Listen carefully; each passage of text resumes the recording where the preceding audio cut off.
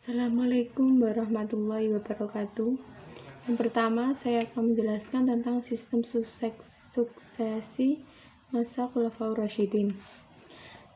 Hingga wafatnya Rasulullah SAW tidak meninggalkan rujukan tentang tertentu mengenai tata cara pergantian kepemimpinan Islam. Karena itu, selama periode Khulafaur Rasyidin, suksesi politik dilakukan dengan beragam cara. Ada yang melalui kesepakatan atau konsensus, ada pula yang melalui wasiat. Ketika Abu Bakar wafat, tampak kekhalifahan Islam dilanjutkan oleh Umar bin Khattab radhiyallahu an. Pengangkatan Umar sendiri ketika tidak melalui konsensus, melainkan berdasar surat wasiat yang ditinggalkan oleh Abu Bakar. Catatan tersebut sekaligus menempatkan Abu Bakar sebagai pemimpin pertama yang membuat wasiat terkait suksesi politik dalam sejarah dunia Islam. Dalam wasiatnya itu, Abu Bakar secara jelas menyatakan bahwa ia mencalonkan Umar bin Khattab sebagai penggantinya. Wasiat tersebut ditulis oleh Utsman bin Affan yang didikte langsung oleh Abu Bakar menjelang akhir hidupnya. Menurut Profesor Mas'ud Ul-Hasan dalam buku Hadrat Abu Bakar Umar Utsman Ali radhiyallahu an. Umar memerintah selama 10 tahun, mulai dari 13 sampai 23 Hijriah atau 634 sampai 644 Masehi. Masa jabatan berakhir setelah dibunuh oleh Abu Lu'lu'ah, pemuda asal Persia. Untuk menentukan penggantinya sebelum meninggal, Umar tidak mewasiatkan satu nama seperti yang dilakukan oleh Abu Bakar. Setelah Umar wafat, mereka bermusyawarah dan akhirnya sepakat menunjuk Utsman yang kepemimpinannya berlangsung selama 12 tahun. Masa pemerintahan berakhir tragis. Utsman tewas di tangan kelompok pemberontak yang disebarkan oleh Abdullah bin Sabah. Pemerintahan Ali berlangsung selama 656 sampai 661 Masehi. Selama pemerintahannya terus terjadi konflik dengan Muawiyah bin Abu Sufyan dari Bani Umayyah yang menginginkan adanya proses peradilan terhadap para pembunuh Utsman. Khulafaur Rasyidin merupakan kekhalifahan yang berdiri setelah wafatnya Nabi Muhammad SAW. Secara istilah, Khulafaur Rasyidin merupakan orang yang ditunjuk sebagai pengganti untuk memimpin umat Islam yang mendapatkan petunjuk dari Allah Subhanahu wa Ta'ala. Yang pertama yaitu Abu Bakar As-Siddiq. Abu Bakar As-Siddiq merupakan salah satu sahabat Nabi Muhammad SAW yang paling awal memeluk agama Islam atau disebut As-Sabiqunal Awwalun. Beliau juga seorang khalifah pertama yang ditunjuk oleh umat muslim. Abu Bakar menjadi satu di antara nama-nama Khulafaur Rasyidin dan merupakan seorang terpelajar dan dipercayai dapat menafsirkan mimpi seseorang. Tidak hanya itu, beliau juga dikenal sebagai sosok yang dermawan, rendah hati, dan penyabar. Maka sebagai seorang muslim kita dianjurkan untuk meneladani beliau. Yang kedua, Umar bin Khattab. Umar tumbuh menjadi sosok yang sangat disegani dan dihormati oleh penduduk Mekah. Pasalnya, beliau salah satu orang yang dikenal pemberani dan memiliki sikap tegas. Maka tak heran apabila ketegasan dan keberaniannya ini dijadikan motivasi oleh umat muslim. Banyak hal yang perlu kita teladani dari Umar bin Khattab. Sebagai seorang pejuang, beliau selalu tegas, berani, dan tidak mudah menyerah. Sehingga hal ini perlu kita jadikan panutan. Yang ketiga, Utsman bin Affan. Utsman merupakan sahabat Rasulullah SAW yang berasal dari strata sosial dan ekonomi tinggi yang pertama-tama masuk Islam. Beliau dikenal memiliki kepribadian yang baik dan terkenal memiliki kejujuran serta integritas tinggi. Di samping itu, Utsman bin Affan juga dikenal sangat dermawan dan baik hati. Maka tak heran apabila Rasulullah Shallallahu Alaihi Wasallam begitu mencintai akhlaknya. Oleh karena itu, sebagai umat Muslim, kita dianjurkan untuk selalu meneladani sikap dan perbuatan beliau. Yang terakhir, Ali bin Abi Thalib. Beliau merupakan sepupu Nabi Muhammad SAW yang kemudian menjadi menantunya setelah menikah dengan Fatimah Az-Zahra. Sejak 6 tahun, Ali bin Abi Thalib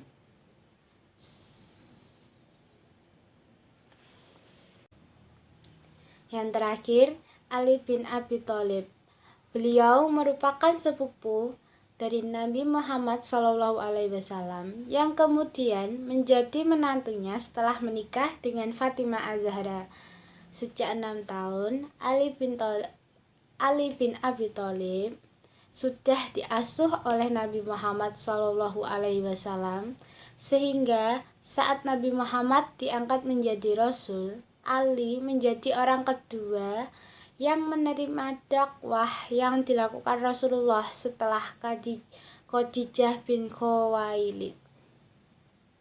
Hasil pernikahan dengan Fatimah, Ali dikaruniai 4 orang anak, 2 putra dan 2 putri, yaitu Ummu Kulsum, Zainab, Husain, dan Hasan. Selain itu, Ali bin Abi Thalib dikenal dengan sebagai pribadi sederhana dan zuhud. Beliau juga terkenal sebagai panglima perang yang sangat berani. Sekian dari saya. Bila ada kesalahan, mohon maaf. Wassalamualaikum warahmatullahi wabarakatuh. Situasi dan sistem politik masa Khulafaur Rasyidin. Yang pertama, Abu Bakar As-Siddiq.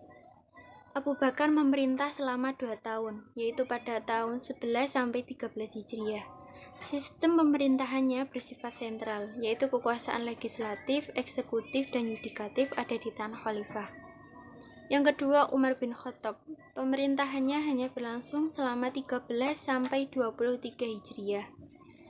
Pada masa pemerintahan Umar, sistem pembayaran gaji dan pajak tanah mulai dikoordinasi dan diterbitkan.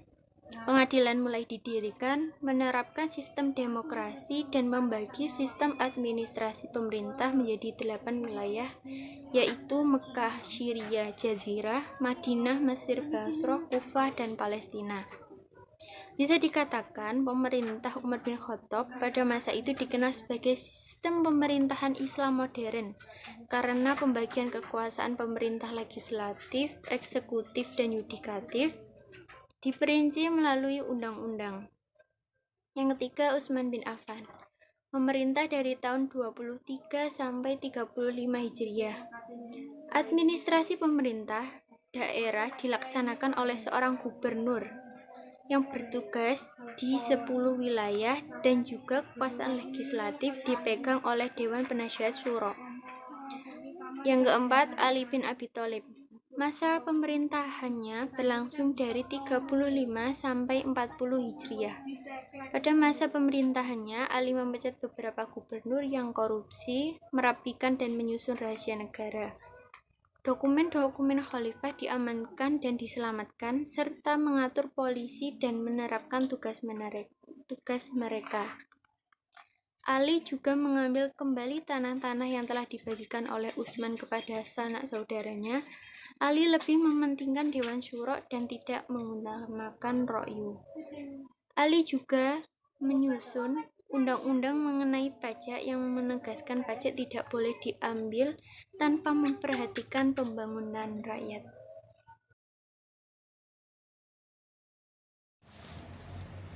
Nabi Muhammad telah meletakkan dasar agama Islam, sehingga ide-idenya dilanjutkan oleh Khulafaur Rasyidin.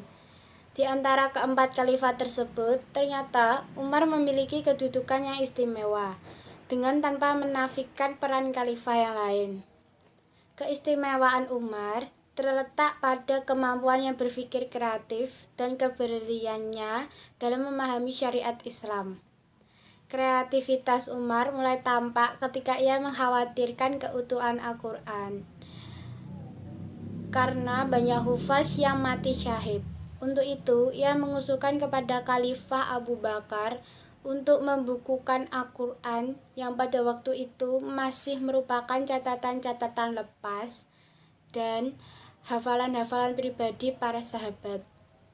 Walaupun sekarang bernama Mushaf Utsmani, tetapi gagasan awalnya berasal dari Umar, merupakan warisan intelektual Islam yang paling berharga. Umar memberikan sumbangan yang besar dalam membangun peradaban Islam. Ketika sudah menjadi kepala negara, ia mengubah nama kepala negara yang semula bergelar Khalifah Ar-Rasul menjadi Amir Al-Mukminin.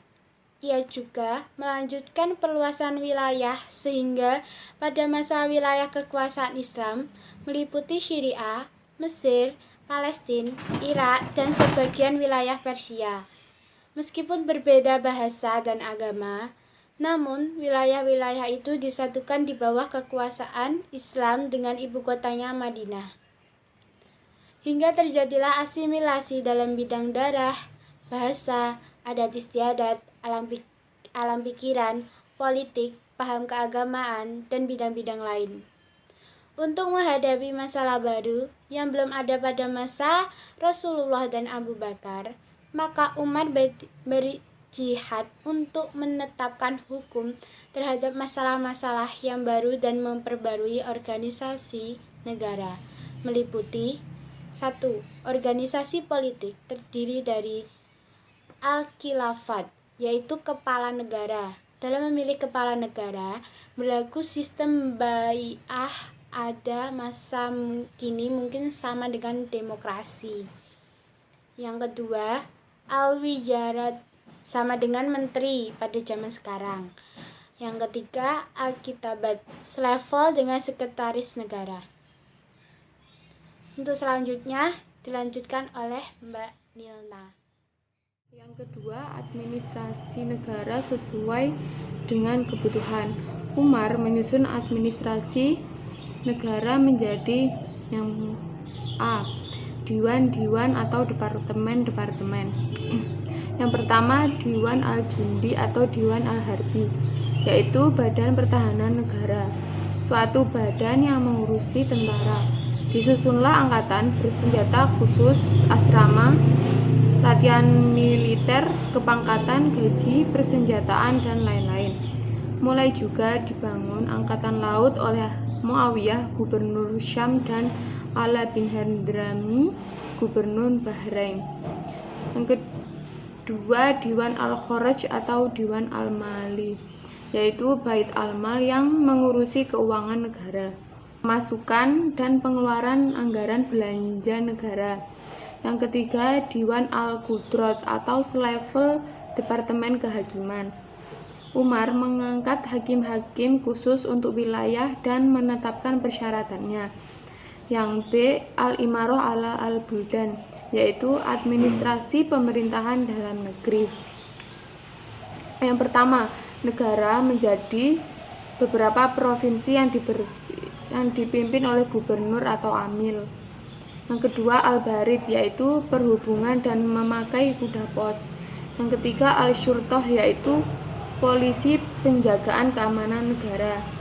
Yang terakhir, menyelenggarakan Hizbah, yaitu bertugas sebagai pengawas pasar, mengontrol timbangan dan takaran, menjaga tata tertib, kesusilaan, dan sebagainya. C. Mengembangkan ilmu pengetahuan. Kelanjutan dari meluasnya kekuasaan Islam, ada dua gerakan perpindahan manusia dari Arab keluar daerah Arab dan orang Ajam datang ke daerah Arab. Proses asimilasi ini membawa dampak positif dan negatif. Orang ajam yang pernah mewarisi kebudayaan lebih tinggi yang kemudian masuk Islam dan berbahasa dengan bahasa Arab serta keimanan Islam, mendorong Umar untuk memerintahkan membuat tata bahasa Arab dan penafsiran Al-Quran agar mereka terhindar dari kesalahan dalam membaca dan menafsirkan Al-Quran dan hadis.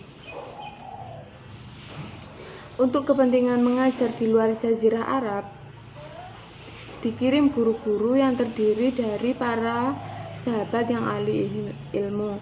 Usaha tersebut tidak terlalu lama, karena Umar terbunuh oleh orang yang sakit hati kepadanya. Namun, Umar diakui oleh sarjana muslim dan bukan muslim bahwa ia adalah orang kedua sesudah Nabi yang paling menentukan jalannya kebudayaan Islam. Selain yang telah disebutkan di atas, secara umum, kemajuan yang berhasil dicapai pada masa Khulafaur Rasyidin adalah: yang pertama, pembukuan Al-Quran. Khalifah Utsman berhasil menyusun mushaf standar untuk dijadikan pegangan bagi seluruh umat Islam, yang kemudian dibagikan ke beberapa wilayah Islam untuk menghindari terjadinya perbedaan dialek dalam membaca Al-Quran. Yang kedua, ilmu pengetahuan klasik Islam dibagi menjadi dua macam, yaitu ulum an-naqliyah yang bersumber pada Al-Quran dan dalil nakli, atau disebut juga ulum al-asyariyah, dan ulum al-aqliyah atau ulum al-ajam. Yang ketiga, perkembangan sastra terbagi menjadi dua pendapat besar, yaitu sastra mengalami stagnasi karena perhatian lebih pada Al-Quran, sehingga syair kurang berkembang, dan Al-Quran sebagai sumber inspirasi untuk kegiatan sastra, karena dalam berdakwah diperlukan bahasa yang indah. Yang keempat, perkembangan arsitektur. Arsitektur dalam Islam dimulai dari tumbuhnya masjid.